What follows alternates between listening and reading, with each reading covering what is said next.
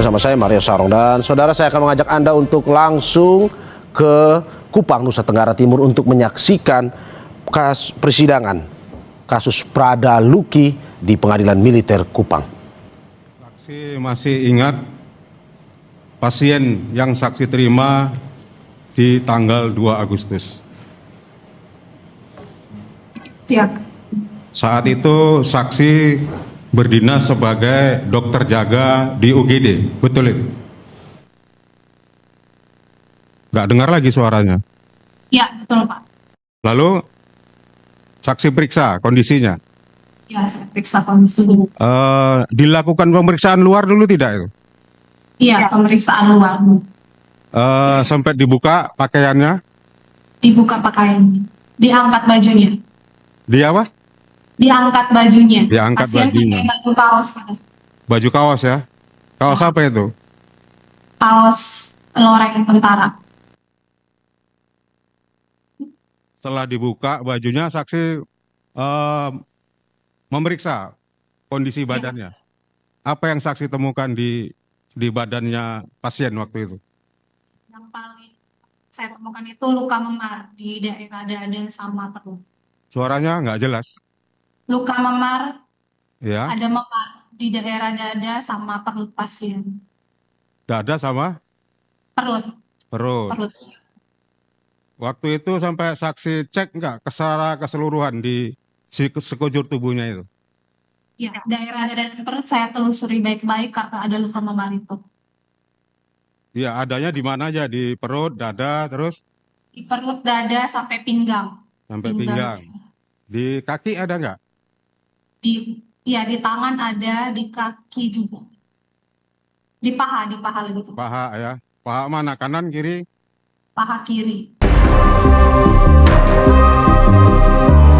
Sidang kasus penganiayaan yang mengakibatkan kematian Luki Namo kembali digelar di Pengadilan Militer Kupang pada Senin pagi 3 November 2025 dengan agenda sidang mendengar keterangan saksi.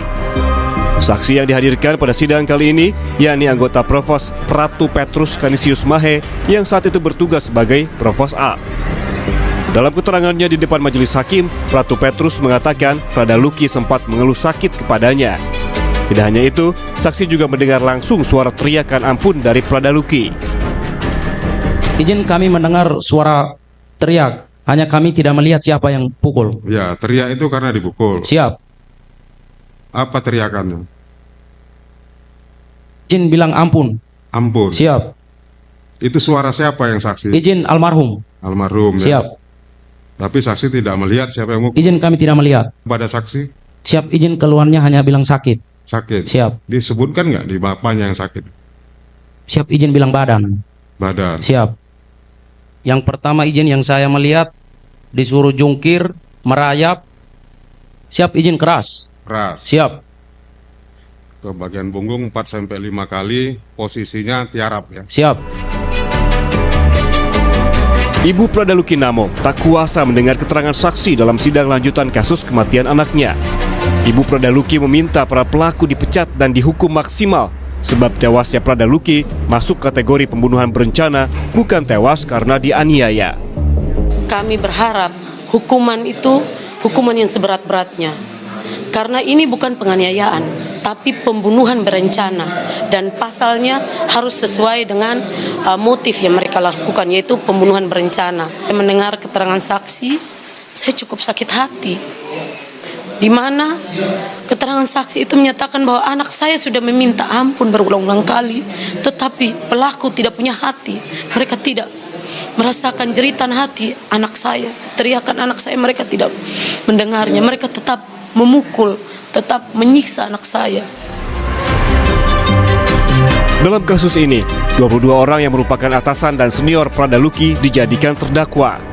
Dalam persidangan terungkap bahwa antara 27 hingga 31 Juli 2025, Prada Luki mengalami beberapa bentuk penganiayaan fisik. Sidang kasus kematian Prada Luki akan dilanjutkan hari ini, Selasa 4 November 2025, dengan agenda pemeriksaan saksi-saksi berikutnya. Tim Liputan, Kompas TV.